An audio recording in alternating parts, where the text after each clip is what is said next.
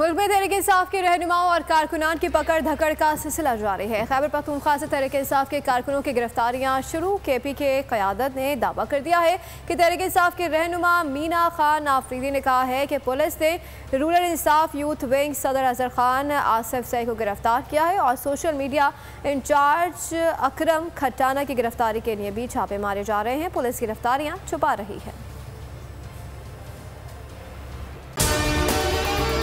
अगर आपको हमारी ये वीडियो पसंद आई है तो लाइक पर क्लिक कीजिए। तो नजर आ रहा है सामने लिखा हुआ है जुल्म मिटने के लिए दो चीजों से मिटेगा भाई। एक, अदल की कुर्सी पे जो लोग बैठते हैं ना, वो अदल के हिसाब से फैसले करने लगे।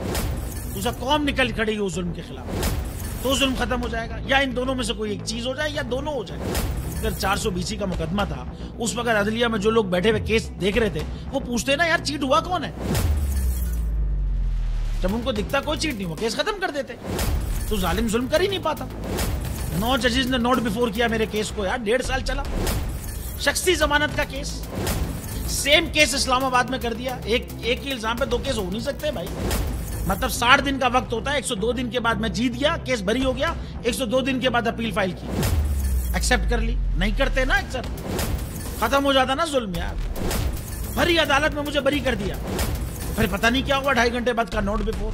मैं नहीं सुनता ये केस, खड़े रहते अपने फैसले पे, मिट जाता जुल्म। अल्लाह ताला ने बिठाया इन कुर्सियों पे इनको यार, ये अल्लाह ताला की तरफ से फैसले करने हैं। तो या तो ये फैसले आएंगे, जुल्म मिट जाएगा, या कौम खड़ी हो जाएगी जुल्म के खिलाफ।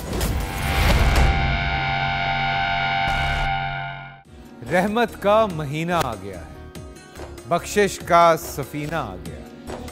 होगी मुलाकात उलमाए दीन से, जो देंगे इत्तेहाद बैनुल मसालिकीन का दर्स। जिक्र होगा अंबिया कराम का। रमजान की स्पेशल ट्रांसमिशन रमजान में।